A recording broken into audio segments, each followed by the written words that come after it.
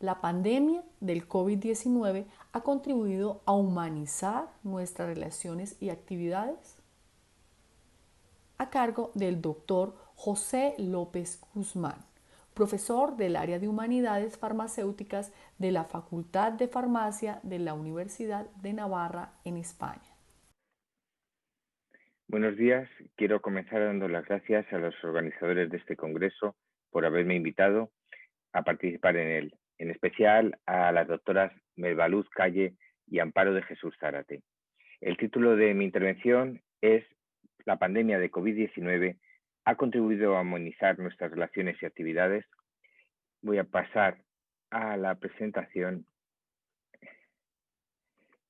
y voy a comenzar aportando una definición precisamente de algo que está incluido en este título, la palabra humanizar. ¿Qué quiere decir humanizar?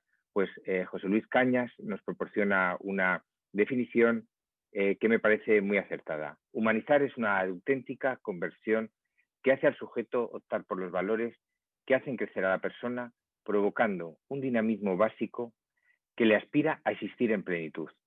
Esta es la cuestión. Y yo les diría ya en este momento a ustedes, ¿tienen ustedes aspiración a existir en plenitud?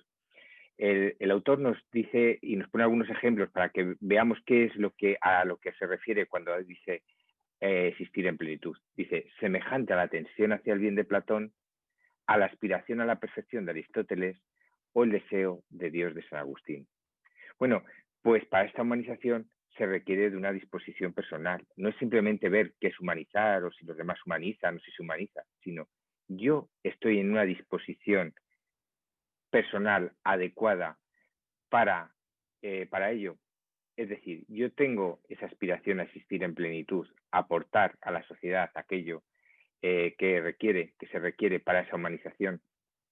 Para ello, el Papa Francisco nos decía hace poco tiempo que hace falta un hambre de dignidad. Es decir, hay algo que nos tiene que estimular a buscar aquello.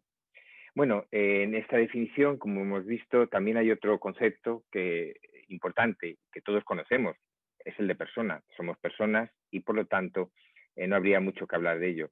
No obstante, hay veces que hay cosas tan inmediatas con las que convivimos que no nos paramos a pensar en ellas o en toda la dimensión de ellas. Y yo creo que para ese proceso de humanización hay que comenzar del principio, saber lo que es ser persona. Aquí también les voy a proporcionar una definición, en este caso de Juan Manuel Burgos, que me parece que también contempla todos los aspectos más importantes. La primera cuestión es que la persona es un ser digno en sí mismo. Por lo tanto, siempre va a ser un fin en sí mismo. Nunca se va a poder utilizar como un medio. Es algo importantísimo en ese respeto a la persona. Se necesita entregarse a los demás para lograr su perfección. Y miren, esto por ejemplo aplicado ahora a lo que estamos viviendo, estamos diciendo, en la pandemia hay algunos que se están entregando a los demás, son buenas personas, están haciendo muy bien hacia los demás. Sí, sí, están haciendo muy bien a los demás, pero al mismo tiempo esas opciones les ayuda a perfeccionarse a sí mismo. Por lo tanto, es una doble beneficio el que tiene ahí el sujeto. Es dinámico y activo, capaz de transformar el mundo y de alcanzar la verdad. A veces en esto cuando hablas a la gente dice, bueno, ¿y cómo voy a transformar el mundo? Bueno, cada uno lo transforma en el sitio donde está, algunos de una forma pues más drástica que otros. Pero yo creo que en estos días también de la pandemia hemos visto que a veces pequeños detalles han cambiado el mundo de otras personas. Imagínense en esa persona confinada, anciano, solo, pues ese vecino que se ha ocupado de él, de llevarle al menos la comida, pues le ha cambiado su vida totalmente, ha cambiado el mundo de esa persona y el propio mundo de él mismo, ¿no? Es espiritual y corporal, poseedor de una libertad que le permite autodeterminarse y decidir en parte no solo su futuro, sino su modo de ser. Y esto me parece que es bueno, un elemento importantísimo que a veces no vemos, ¿no? Nosotros vamos buscando ese futuro, pero al mismo tiempo vamos transformando lo que somos. Y de alguna manera podemos nosotros influir en ello, en quién somos y en quién seremos.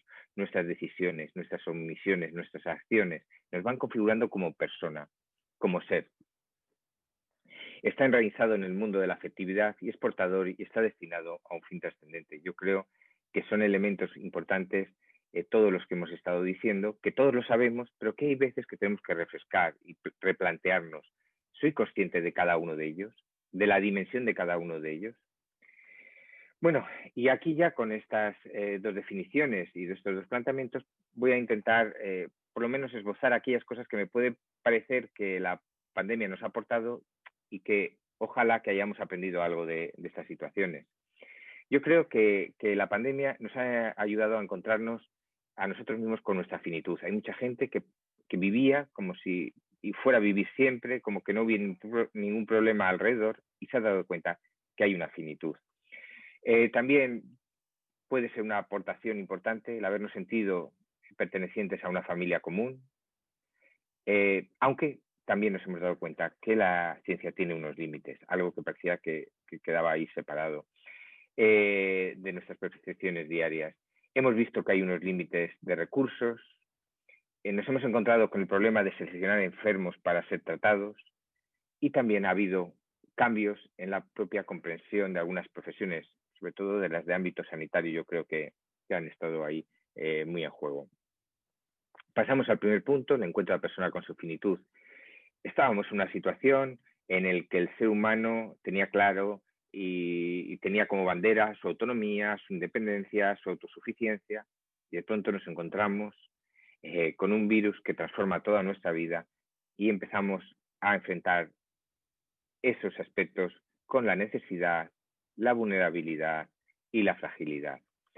Yo creo que ahí nos ha hecho replantearnos muchas cosas, ¿no?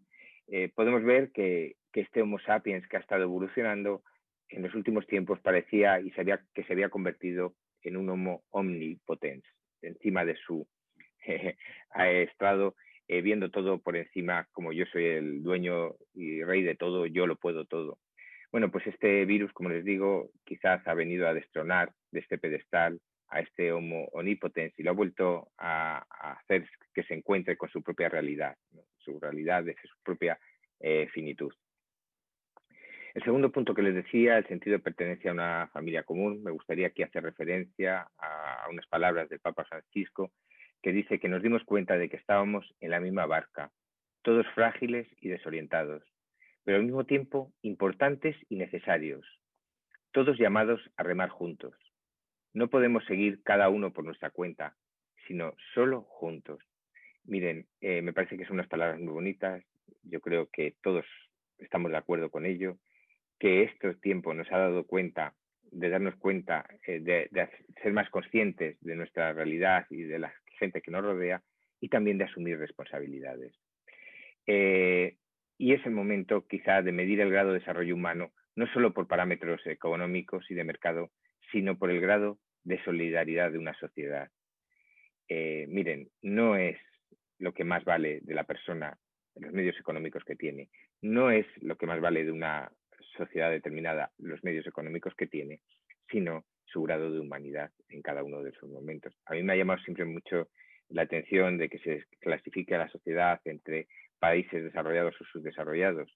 Estamos ahí hablando solo de cuestiones económicas, porque hay países de esos que se contemplan ahí como subdesarrollados que humanamente están muy por delante de esos otros que estamos llamando desarrollados.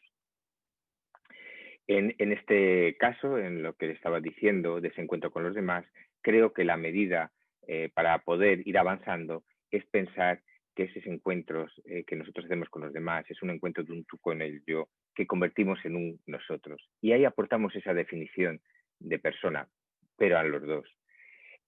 Hay un nosotros en el que hay un respeto a la dignidad de ambos, una entrega en pos de la perfección, una búsqueda conjunta de la verdad, una autodeterminación, una afectividad. Como bien decía Munier, ese otro nunca es un límite para la persona, sino que es necesario una ayuda para el propio progreso de la persona. En estos tiempos de pandemia, esto se ha puesto más en evidencia. Por lo tanto, no lo desaprovechemos. Pensemos y volvamos a recordar lo que necesitamos a los demás, lo que los demás nos necesitan a nosotros. También es un momento de ponderación sobre algunos términos, algunas cuestiones, algunos conceptos que están ahí en equilibrio y que tendremos que nosotros ir ponderando cada uno de ellos, los derechos con los deberes, o las libertades individuales con el bien común. Esto nos lo ha puesto más en evidencia también estos tiempos de confinamiento. El tercer punto, y este sí que es muy propio del ámbito de la bioética, el cuestionamiento de los límites de la ciencia. El confinamiento nos ha puesto más en evidencia los riesgos de una técnica sin límite. Por ejemplo, yo no sé si ustedes se acuerdan, por allá por el mes de febrero o marzo, cuando se hablaba mucho de que el virus había sido puesto en circulación de una forma intencionada, y ahí se empezaba a cuestionar pues, los límites de los científicos, el peligro que suponía algunas técnicas. Pero en este momento estamos en otra situación, sino que nos hemos dado cuenta que somos limitados para encontrar una solución. Estamos ahí meses y meses hablando de esas vacunas, de esos remedios, y vemos que aquella omnipotencia de la ciencia que parecía que lo podía todo, pues es más limitada, o nosotros somos más limitados al utilizar esa ciencia o esa técnica, ¿no? Y un tercer punto, los conflictos de intereses que están suscitándose en el ámbito científico, ¿no? Yo creo que es bastante perjudicial todo lo que está pasando con publicaciones de noticias sin contrastar, sin que hayan evidencias, sin haberse publicado en revistas científicas antes, medicamentos que se están poniendo como la gran solución al día siguiente son un fraude, la incertidumbre con las vacunas, que parece que están ahí ya, pero parece después más bien que son simplemente técnicas de generar expectativas para que algunos políticos puedan estar en su sitio y seguir teniendo sus votantes, y en otras ocasiones parece que simplemente esas expectativas están generadas por las propias empresas para colocarse en la bolsa bien situadas y después tener sus buenas ventas, etcétera, independientemente de que después esas vacunas estén en el mercado o no. Algo que en el fondo acabará teniendo unas consecuencias negativas, porque la población empezamos a dudar de muchas cosas, ¿no? Tenemos una inseguridad de lo que está sucediendo ahí en el ámbito de la ciencia. Esto ya les digo que es algo que creo que todos vivimos y está en la calle, pero también en muchos medios se están haciendo eco de ello, de cómo muchos científicos están al servicio de intereses políticos o de intereses económicos.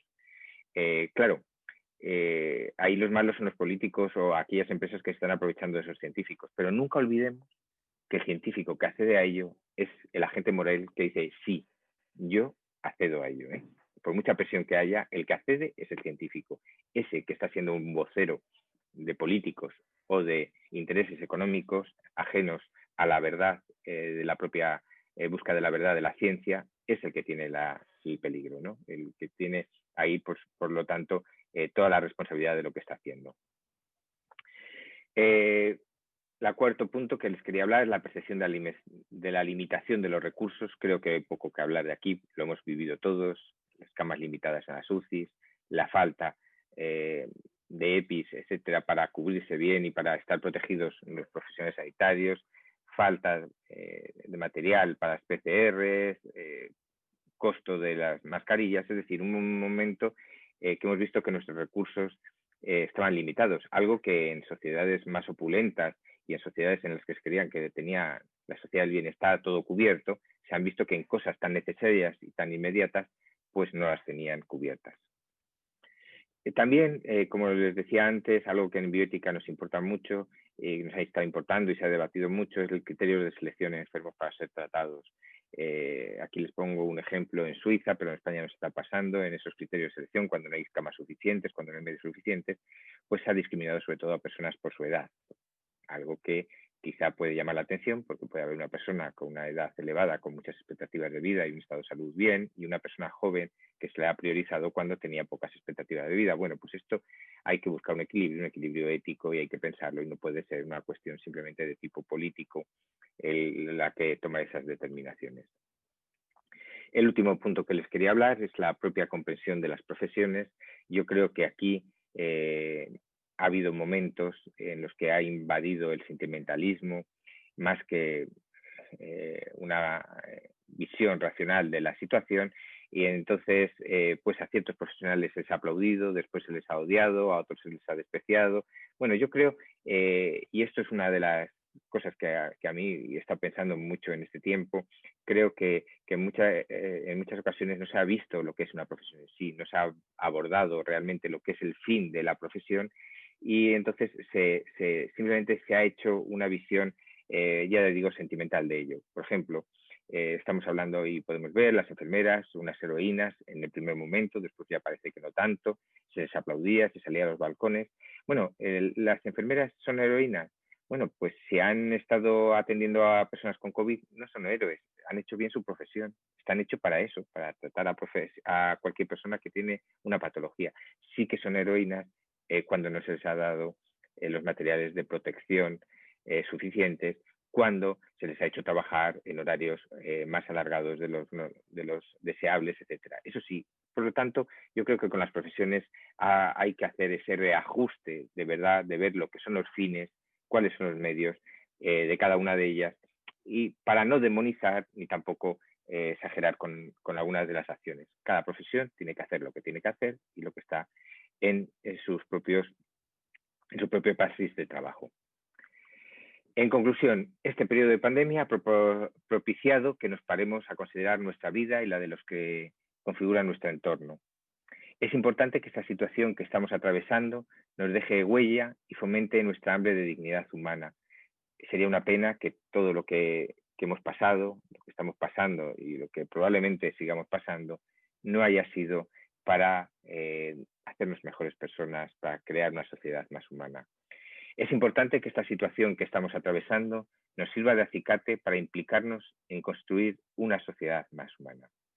Muchísimas gracias por su atención y quedo a su disposición para cualquier pregunta que quieran formular.